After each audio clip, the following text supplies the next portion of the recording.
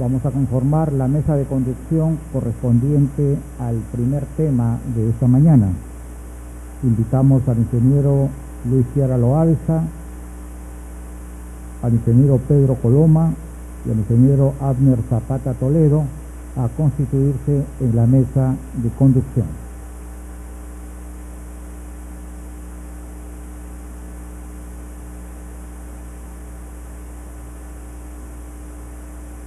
Es importante mencionar las reglas de estas conferencias para ser respetuosos de la programación y tratar de ajustarnos a los tiempos previstos.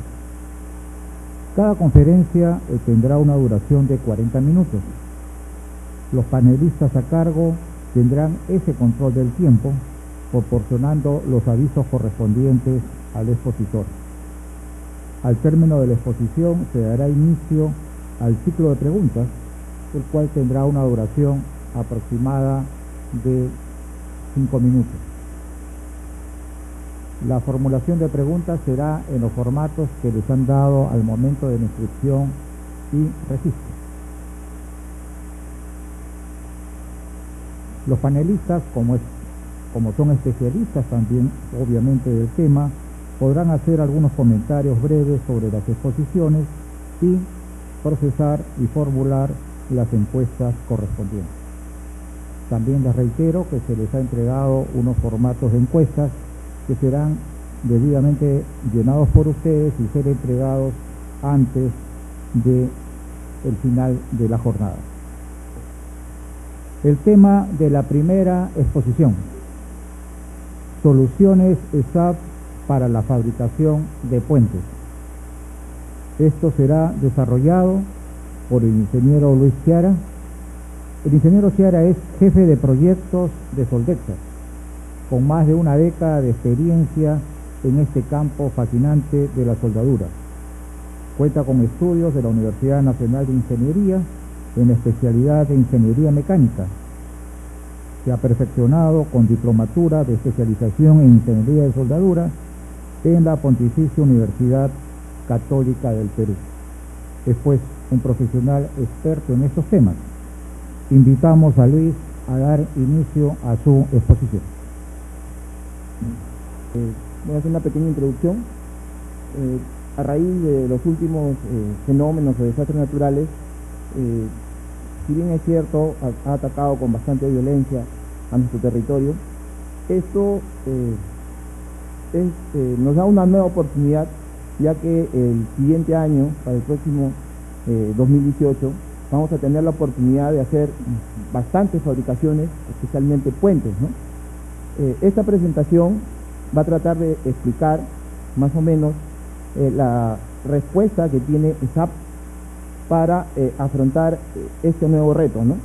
Nosotros queremos compartir un poco de nuestra experiencia y poder centrar ideas fundamentales que ustedes deben tener en cuenta para estas fabricaciones. En primer lugar, SAP es una marca líder a nivel mundial, data de 1904, más de 100 años de experiencia, y todo eso se suma a Soldexa, un líder nacional desde 1960, toda esa experiencia sumada en conocimiento de soldadura que nosotros queremos compartir con ustedes, ¿no? Todo el portafolio que tiene SAP son líderes en lo que es arco sumergido, electrodos básicos revestidos, alambres tubulares y también lo que es la tecnología en equipo de soldadura, ¿no? Puentes de arco sumergido, máquinas de soldar tipo inversoras, equipos de automatización, que todo ello sumado nos va a dar una gran fortaleza y nos va a permitir afrontar todos estos nuevos retos, ¿no? Sumado, claro, a las marcas ya conocidas acá como el Supercito, el Soyocot, vamos a reforzarlas con los productos de SAP. Todo parte de un diseño, ¿no? Vemos esta foto, hay que memorizarla porque al fin de la presentación vamos a ver cómo esa idea se va a plasmar en realidad, ¿no? Ese es el puente Pachitea. Hace más de 4 años era, digamos, una idea, el día de hoy es una realidad. Y nosotros colaboramos un poco con este proyecto desde el punto de vista de la asesoría técnica y algunas ideas como poder tener mejor productividad. Los puentes son estructuras fundamentales, permiten generar desarrollo y también son estructuras bastante pesadas, ¿no? Este puente de acá, estamos hablando de 600 toneladas de acero, más o menos 15 toneladas de soldadura. Directamente en cuanto a mano de obra, soldadores, representó cerca de, en taller, 80 soldadores, en obra, algo de 50 más, en total 130 puestos directos, ¿no? Sin contar el resto de profesionales que nos ayudan, como el tema de los armadores, caldereros, oficiales, etcétera, etcétera, ¿no?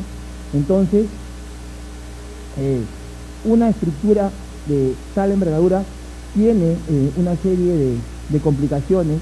Hay que conocer bien la temática para poder afrontar desde el punto de vista de la soldadura, que es lo que más nos interesa, qué temas nos va a interesar, ¿no? Básicamente los dos puntos clave principales: de qué material están hechos los puentes en el Perú, ¿no? Y la otra gran pregunta: ¿cuál es la normativa que rige este tipo de fabricaciones? ¿Será igual hacer un puente vial que un puente peatonal? ¿Será lo mismo que hacer un edificio metálico? La homologación de un soldador en estructura me va a calificar para poder soldar puentes. Hay una serie de dudas que nosotros vamos a intentar a resolver en este conversatorio, ¿no? Para dar inicio a la respuesta a la primera pregunta, fundamentalmente el 98% del diseño en el Perú en cuanto a puentes obedece a este material A709 grado 50. Es un material de alta resistencia, levemente aleado.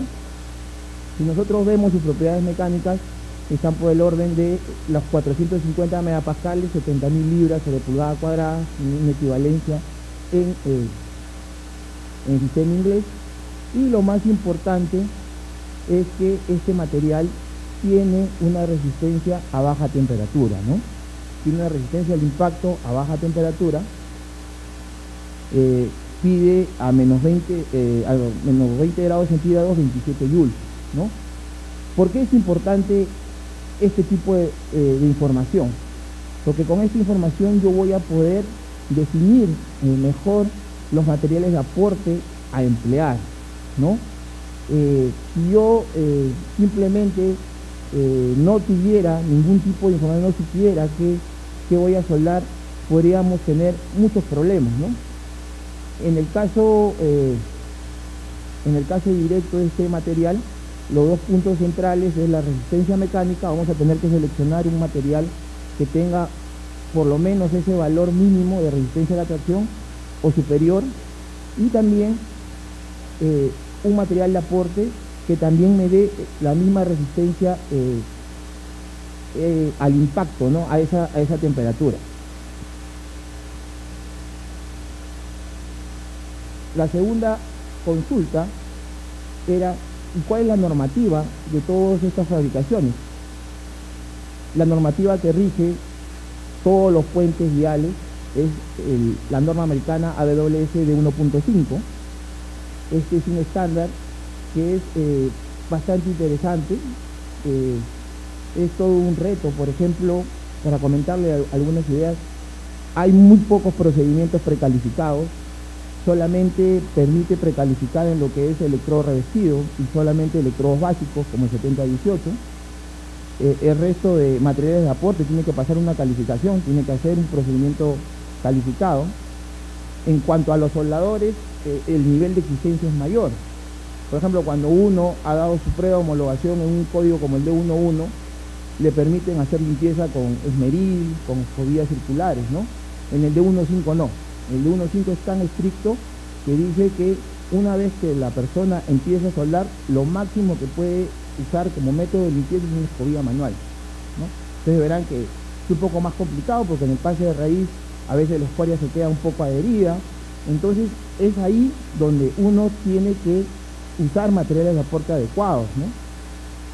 Por ejemplo, electrodos básicos que las escorias se puedan desprender más fácilmente, que nos permitan ayudar y nos permitan avanzar, ¿no? Porque si el operario no puede avanzar, tenemos un problema en la obra, ¿no? Entonces, vamos a darle ciertos tips para poder desarrollar de la mejor manera el trabajo en lo que es la fabricación de los puentes. Otra peculiaridad también, como ya hemos mencionado, es que todos los procedimientos de soldadura tienen que pasar ensayos a bajas temperaturas, ensayos de impacto. ¿Para qué? Para evitar el tema de la fractura frágil, ¿no? En nuestra realidad nosotros tenemos diversos tipos de temperatura de servicio. En las alturas tenemos temperatura bajo cero, en parte de la selva las temperaturas son altas, y todas estas contingencias las prevé este código y se cubre pidiéndole a todos los procedimientos calificados la prueba de ensayo de impacto, ¿no? Cosa que en otro código como el D11 es opcional o dependiendo de la ingeniería del proyecto. Acá sí es mandatorio para todos. Una vez que ya hemos definido el tipo de material y sabemos qué norma vamos a emplear para gobernar esta fabricación, nos tenemos que hacer las siguientes preguntas, ¿no? ¿Y ahora qué proceso de soldadura voy a emplear? ¿Y qué tipo de soldadura voy a hacer, ¿no? Ahí vemos la foto de una persona preguntándose, tiene un proyecto de un puente a la víspera.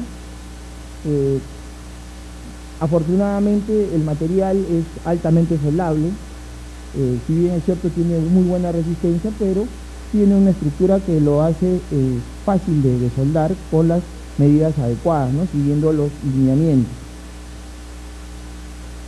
¿Y cuáles son las principales consideraciones que uno tiene que tener? Básicamente, no hay que asustarse, es un material de buena soldabilidad. Si yo tengo los debidos controles, voy a tener una buena soldadura. ¿Cuáles son esos controles?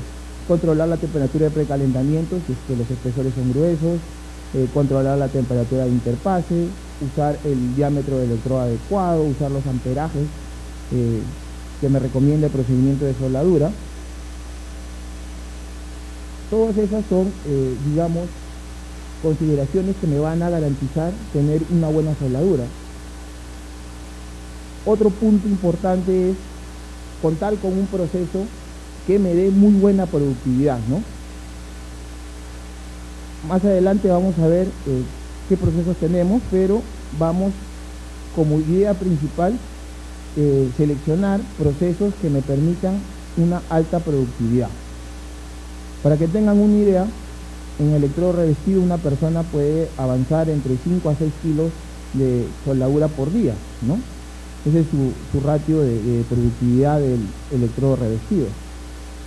En alambre tubular podemos tener tranquilamente de 12 a 15 kilos por día, y en arco sumergido de 25 a 30. Entonces, más productivo va a ser el arco sumergido, de ahí sigue el alambre tubular y finalmente viene el electrodo revestido. Entonces, vamos a ver cómo con esos parámetros cada proceso va a encontrar su espacio en las etapas de los puentes, ¿no? Otra consideración, el tema de las bajas temperaturas. Vamos a tener que buscar materiales de aporte que nos den buenos valores de impacto, por lo menos a menos 20 grados centígrados. Eso es fundamental en todo lo que es la fabricación de puentes. El valor mínimo que pide para calificarles menos 20 grados, ¿no? También otro punto a considerar, el tema de los espesores.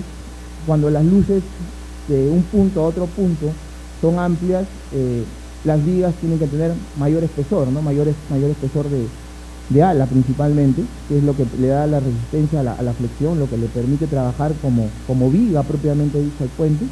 Entonces, cada vez tenemos espesor de 25 o 38 milímetros. ¿Eso qué cosa quiere decir? Que a medida que va aumentando el espesor, yo necesariamente voy a tener que ir pensando en el precalentamiento, ¿no? Entonces, es otro punto que se tiene que considerar. Y también, finalmente, el tema de la resistencia mecánica, que lo habíamos mencionado, tenemos que usar materiales de aporte del orden de las 70.000 libras sobre pulgada cuadrada. Lo mínimo que debería pensar en talleres en alambre tubular, lo ideal, arco sumergido, y si fuese un puente de gran tonelaje, de repente una máquina automática, ¿no? Una conformadora de vigas, ¿por qué no? Que nos permite trabajar no solamente con un hilo, sino con 2 hilos, y podría avanzar mucho más. Y la otra cara de la moneda es la etapa de ensamble o montaje, ¿no? Donde ya no tenemos las facilidades, vean, están cruzando el río, esa es la unión del cierre, la unión final del puente. Ahí, ¿con qué se tendría que usar? Lógicamente con electrodo revestido, ¿no? Ahí no hay muchas facilidades, y entonces el electrodo revestido nos da las condiciones como para poder tener juntas de buena calidad, ¿no? ¿Por qué no usar alambre tubular? Se podría usar, pero hay que tener una serie de consideraciones, cubrir el entorno, transportar el tema del gas, entonces ahí ya salen una serie de complicaciones que hacen que optemos mejor por lo que es el electrodo revestido, ¿no? En resumen, cuando se tengan las condiciones, nos vamos a procesos mecanizados como el arco sumergido o semiautomáticos como el alambre tubular, y cuando las condiciones sean adversas, nos vamos para lo que son los procesos manuales. Vamos a analizar un poco las características de cada proceso y qué opción tiene ESAP para cada una de esas alternativas, ¿no? Tenemos lo que es el arco sumergido. La tasa de depósito es excelente, estamos hablando tranquilamente de 25 a 30 kilos por día, es un avance bastante bueno. En cuanto al hidrógeno difusible, se puede controlar. Si nosotros tenemos el fundente debidamente en un horno de manutención, no vamos a tener problemas con las porosidades. Si nosotros lo tenemos al aire libre, ahí sí vamos a correr un riesgo y podemos tener ciertos problemas. Entonces se puede controlar si usamos un elemento de manutención como el horno. En cuanto a la maniobra, es limitada. El arco sumergido, todos sabemos que se pueden soldar en posición plana.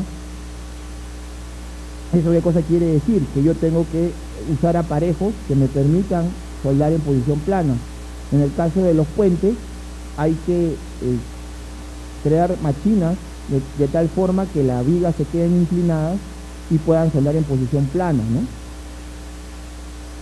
En cuanto a las condiciones ambientales adversas, como el viento, humedad, también es limitado el uso del arco sumergido, se tiene que trabajar necesariamente bajo techo. Y para la ejecución del pase de raíz también tiene su limitación, porque hay que usar un proceso adicional que nos permita hacer el primer pase de raíz, ¿no? En este caso se selecciona uno o dos pases de alambre tubular y finalmente se rellena con lo que es arco sumergido. En resumen, tenemos que el arco sumergido es una buena opción siempre y cuando tengamos las condiciones necesarias, llámese soldaduras de taller, ¿no? ¿Cuál es la solución que tiene ESAP para el soldeo de la 709? Tenemos recordar siempre que en arco sumergido son dos los consumibles, el fundente que va a proteger el arco de soldadura y el alambre que es el que va a generar el depósito. En este caso el fundente se denomina Ocaflux 429 y el alambre es del tipo EM12K. La combinación de ambos está regido en el A5.17, tenemos el F7A2 EM12K. Recordar que en arco sumergido, después de la F, el siguiente dígito nos indica lo que es la resistencia mecánica, en este caso 70.000 libras, cumple con lo que la exigencia que pide el código de 1.5. Y en cuanto a valores de impacto, lo mínimo que garantiza esta combinación son 27 joules a menos 20, por eso tiene el último dígito de los 4 primeros, el guión 2, el dígito 2, ese nos indica que la prueba de impacto se ha realizado a menos 20 grados centígrados y el valor mínimo que se obtiene es 27 joules. En cuanto a valores típicos, podemos revisar la ficha técnica. Tenemos que a esa temperatura tenemos cerca de 65 joules. Está bastante bien dimensionado este material de aporte. Y digamos, este es el caballito de batalla que tiene SAP en cuanto a arco sumergido. La mayor cantidad de puentes de gran envergadura que se han hecho con arco sumergido han usado el Okaflux 429, ¿no? Esa es la principal opción que se tiene y es una opción bastante buena, ¿no? Un punto importante es que el material de aporte va a ser bueno si nosotros le vamos a dar las condiciones. Y para tener las condiciones necesarias para el OCA 429 es necesario el uso de los hornos de manutención, ¿no? Eso es vital. Si uno va a trabajar con arco sumergido y va a hacer puentes, necesariamente tiene que tener su horno de manutención, ¿no? Que tiene que llegar a una temperatura de por lo menos 110 grados centígrados. En cuanto al equipamiento, también SAP tiene una muy buena opción, una fuente de 1000 amperios con un tractor portátil que permita hacer las uniones lineales, ¿no? Es un equipo bastante versátil, se denomina Multitrack A2, ha tenido bastante acogida en el tema de la fabricación de puentes, es bastante simple para el operador, incluso permite grabar los programas. Uno puede tener, de acuerdo a su procedimiento de soldadura, seleccionar el amperaje, el voltaje, la velocidad de avance, y el equipo graba ese programa y puede permitir replicar las uniones soldadas, ¿no? Esa es la ventaja de tener un equipo mecanizado, como el del arco sumergido, ¿no? Lo graba en la memoria del equipo y automáticamente se cambia de turno del operario y el siguiente que viene usa el mismo programa y trabaja y tiene el mismo ratio de avance y tiene la misma calidad. Entonces es bastante bueno, porque permite que se repitan las uniones de la misma manera que se han venido realizando, ¿no? Esa sería digamos, el paquete que tiene SAP para ofrecerles en cuanto a lo que es arco sumergido, la fuente de 1000 amperios con el Multitrack A2 y el fundente OCA 429 con el alambre M12K, ¿no? Como opción para lo que es arco sumergido. El siguiente proceso que se analiza, tenemos lo que es el alambre tubular. Acá la tasa de depósito es buena, no llega a ser tan buena como el arco sumergido, pero digamos que puede ser aceptable. Estamos hablando de, por persona, un avance entre 12 a 15 kilos por día, considerando ya el tema de las maniobras y todo eso, es un avance interesante. El hidrógeno difusible también se puede controlar. Hay hornos especiales para lo que son alambres tubulares. Acá sí viene una ventaja sobre el arco sumergido en el tema de la operatividad, ¿no? La maniobra es buena. El alambre tubular, a diferencia del arco sumergido, sí puede soldar en sobrecabeza, puede soldar en vertical, puede soldar en toda posición. En cuanto a las consideraciones del medio ambiente, sigue siendo limitado el tema. Hay que cubrir el espacio con el cual se va a trabajar. El viento influencia bastante sobre la performance de este proceso, entonces hay que tener un cuidado adicional de protegerlo de corrientes de viento. Y en cuanto al pase de raíz, es medianamente limitado, hay que hacer costuras por ambos lados, no puede sacar el pase de raíz por un solo lado porque el calor aportado es bastante alto, no nos permite tener un pase de raíz idóneo, pero sí podemos trabajar con soldaduras por ambos lados, ¿no? Con un pase de respaldo. Y aquí viene otra de las fortalezas que SAP nos trae como una respuesta, ¿no? Tiene un alambre tubular que se llama el Dual Shield 7100 Ultra. Como ven, la norma es extensa. ¿Por qué? Porque cubre varias normas. Nosotros conocemos el clásico E71T1, ¿no? El E71T1 COM es un alambre tubular de 70.000 libras, suelda en toda posición. suelda con ambos gases, con mezcla de gases y con 100% CO2. El guión 1 nos indica que hay una resistencia al impacto de 27 joules a menos 20 grados, cubre la exigencia del D1.5, pero adicionalmente tiene la clasificación 9C9M. Aquí hay que detenernos un poco. Revisando la norma 520, esa clasificación 9C9M nos permite tener valores de impacto a menos 30 grados. ¿Eso qué cosa quiere decir? Que son valores muchísimo más exigentes. Y si nos ponemos a ver un poco más la especificación, vemos que hay una letra adicional, que es la letra D. Esa letra D, muy pocos materiales de aporte lo tienen a nivel mundial. Esa D quiere decir que este material está clasificado para hacer soldaduras con categoría antisísmica, ¿no? Ahora que estamos en un tema de diseño más exigente, ya se está obligando a la mayoría de edificios metálicos que tengan la categoría antisísmica. ¿Eso qué cosa quiere decir? Que yo, para soldar ese tipo de estructuras, solamente debo emplear materiales de aporte con esa designación, con la categoría D. Y hay muy pocos, por no decir escasos, ¿no? Nosotros tenemos a la mano, de hace más de 4, más de 5 años que nosotros tenemos este producto en cartera, lo trajimos al Perú y hemos hecho muchos proyectos con categoría antisísmica. Incluso en la actualidad la refinería de Talara tiene esa exigencia de categoría antisísmica y se usa este material de aporte.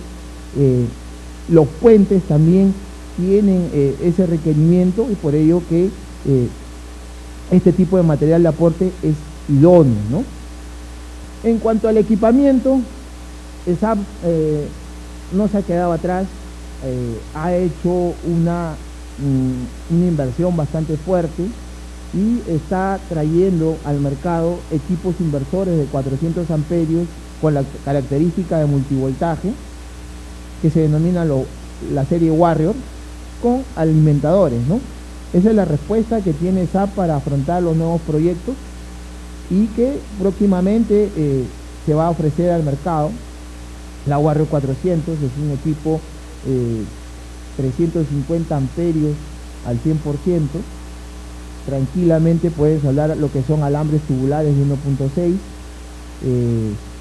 Es un equipo bastante robusto, que está a la altura de los grandes proyectos, ¿no? Entonces, más adelante vamos a tener más noticias sobre este tipo de equipamiento, pero es bueno que ustedes ya lo vayan conociendo, ¿no? Y finalmente llegamos al proceso clásico, ¿no? Al electrodo revestido. El electrodo revestido, por más que pasen los años, por más que existan nuevos procesos que permitan tener mejores ratios de avance, va a quedar siempre perenne de alguna forma, ¿no? Hay juntas que no se pueden soldar ni por arco sumergido, ni por alambre tubular, ni por proceso mix. Necesariamente pasa por el electrodo. ¿Por qué? Porque el electrodo es un proceso muy versátil, digamos que es el que tiene la mayor resistencia, la mayor maniobrabilidad. Puedo soldar en sobrecabeza, puedo soldar en vertical, posiciones inclinadas, forzadas. El electrodo siempre va a ser, digamos, un proceso 100% confiable, y en la medida de lo posible emplearlo en las juntas claves, ¿no? Por ejemplo, en un puente, ¿en donde se usa electrodos revestidos a ojos cerrados? En las juntas de cierre, ¿no? Cuando uno ya lanza el puente, va a ser la última unión, o digamos la costura de oro que le denominan, esa es con electrodo revestido, ¿no? La tasa de depósito es regular, estamos hablando de 5 a 6 kilos por día en una persona. El control del hidrógeno es excelente, se puede controlar desde el mismo material de aporte, y si tenemos un horno portátil, muchísimo más. También recordar que la temperatura del horno tiene que estar en 110 grados centígrados. El tema de operatividad va de la mano con el operario. Si el operario es bueno, el electrodo va a caminar solo. En cuanto a la resistencia a las condiciones ambientales, es excelente, es el que más resiste. Por eso cuando se trabaja con demasiada altura o demasiadas corrientes de viento, se usa lo que es el electrodo revestido, ¿no? En cuanto a la ejecución del pase de raíz, es excelente, se pueden hacer cordones de pase de raíz de frente con el electrodo revestido sin ningún problema, y pueden pasar pruebas volumétricas como el ultrasonido o radiografía, ¿no? ¿Qué bondades o qué ventajas nos trae? Como ya les mencioné, en el D1.5 la calificación es un punto importante en cuanto al soldador. Ya sabemos que cuando uno califica para esta norma del D1.5 no va a poder limpiar con disco ni con escobilla circular, va a ser escobilla manual. Entonces, ¿qué necesitamos? Necesitamos un electrodo cuya escoria no se quede tan adherida, que la escoria sea de fácil remoción, y en este caso ESAP trae la serie Atom Arc, ¿no?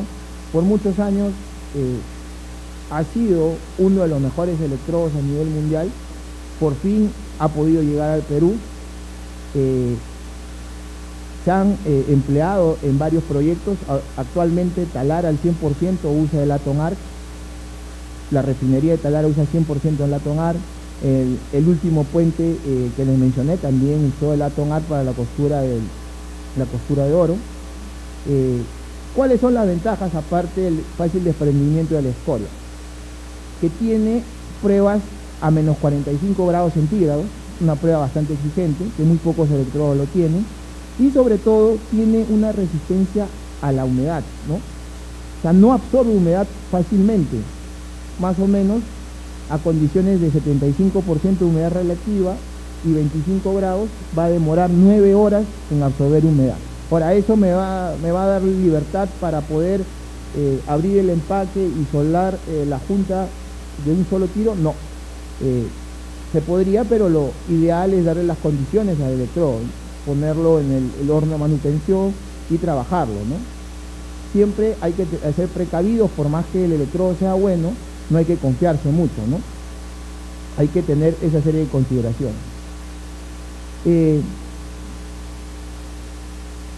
En cuanto a los equipos de soldadura, la Warrior 400 es un equipo inversor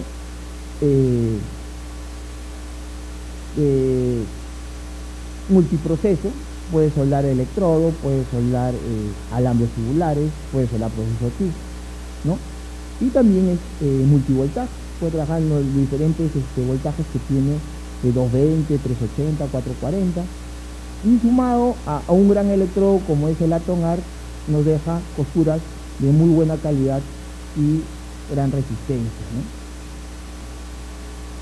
¿no? Un poco podemos hablar también del tema de la mecanización.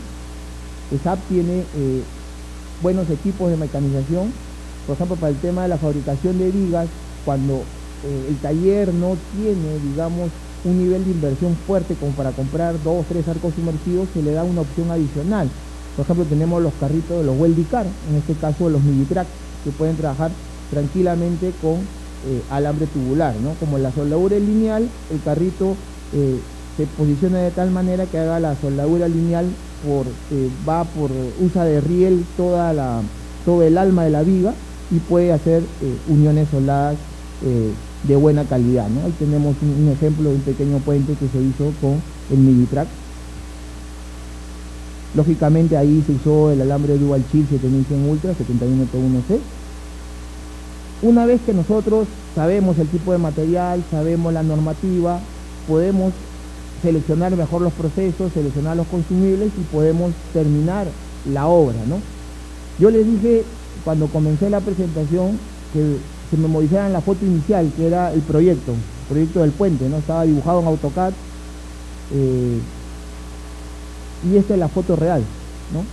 Esa fue la foto del último día, la junta, la unión de oro del puente Pachitea, y se culminó. El día de hoy permite unir 2 pueblos y trae prosperidad, ¿no? Esa es la idea de un puente, ¿no? Generar comercio, hacer cosas positivas, y a nosotros nos da de cierta manera más puestos de trabajo, ¿no?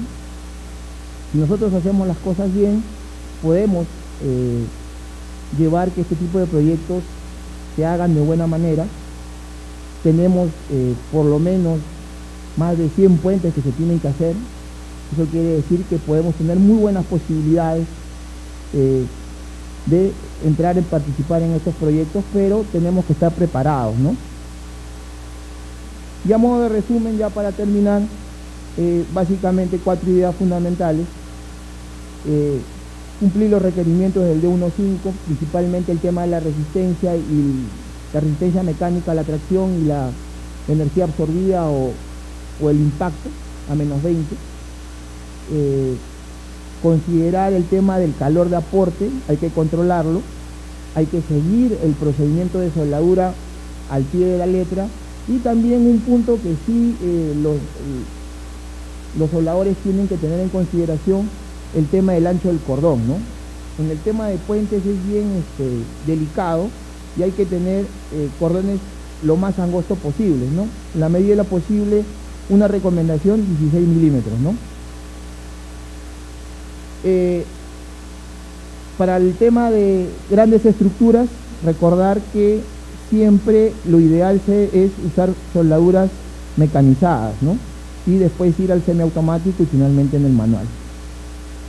Y otro punto importante, la manutención de los consumibles, en el caso de los electrodos, fundentes y alambres tubulares es importante, ¿no?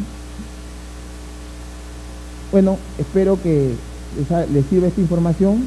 Gracias por su tiempo, y si tuvieran alguna consulta, gustoso pasamos a responder.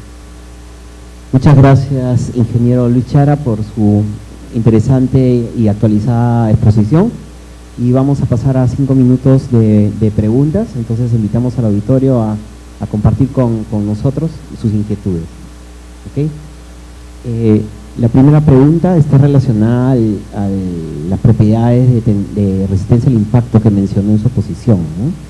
La resistencia al impacto está relacionada con una propiedad especial de los puentes, que es hacerlos resistentes a la fractura frágil, ¿no? Y la fractura frágil es una forma catastrófica de falla. Entonces cuando uno suelda, tiene que saber los requerimientos específicos que tiene lo que uno va a fabricar para hacer lo correcto, ¿no?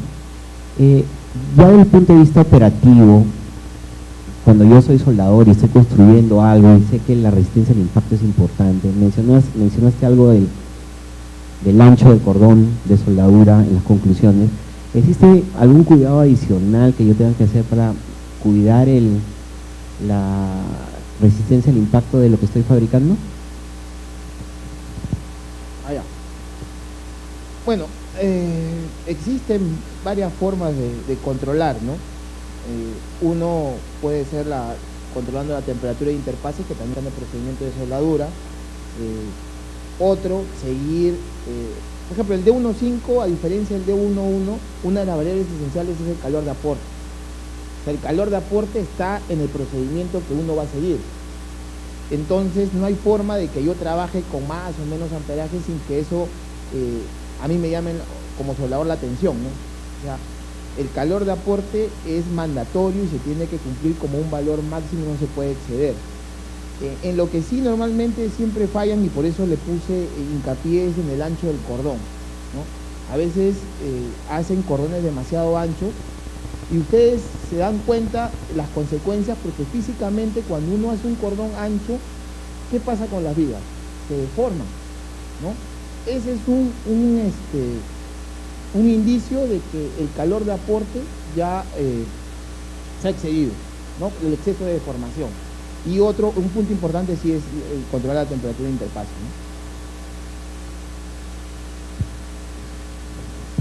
¿no? Muy buenos días, Luis. Gracias por la disertación, muy excelente tema. Nuestros amigos de IESPFFA hacen la siguiente consulta. Sabemos que hay puentes pendientes por realizar, del que nos comentó Luis en su charla. No sé cuál es la perspectiva de estas y cómo se van a hacer.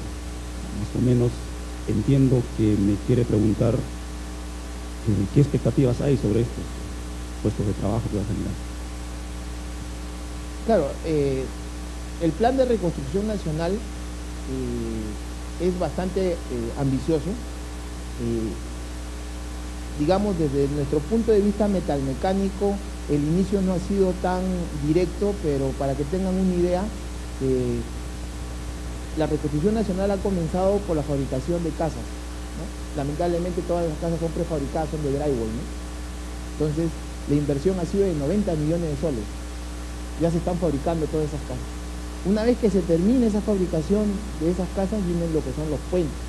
Y en los puentes tienen algo de más del triple, 270 millones de soles. Más o menos hablando en tonelaje, conversando con las personas, estaban hablando de 100 puentes y lo mínimo que pesaba cada puente era 300 toneladas. Estamos hablando algo de 30.000 toneladas de acero. Es una cantidad bastante grande. Si nosotros consideramos, por ejemplo, que una ampliación en una mina, estamos hablando de 10.000 toneladas, ¿no?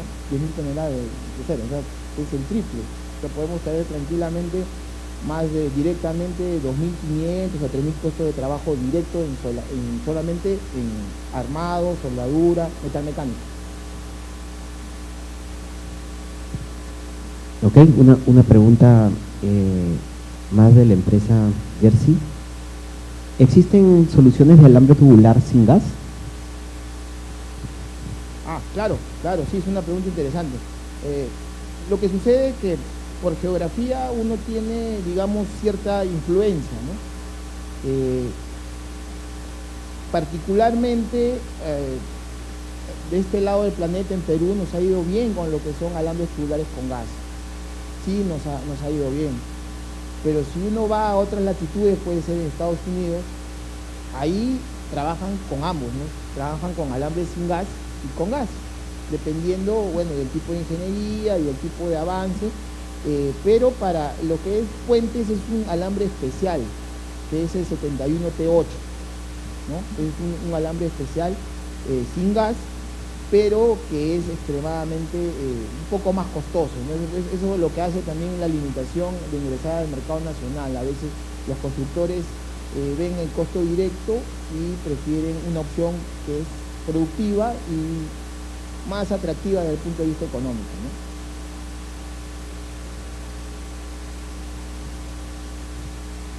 Ok,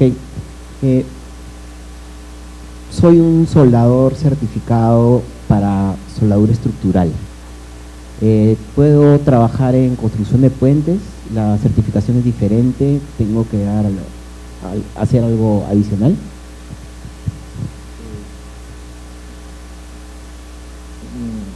Lógicamente, documentariamente, sí, no hay un punto de equivalencia. Tienes que volver a dar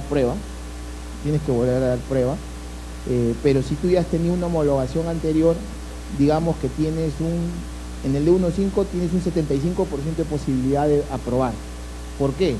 Porque como ya les mencioné, el D1.5 es un poco más exquisito que el D1.1, que no te deja hacer limpieza ni con disco abrasivo ni con escobilla circular, todo es escobilla manual.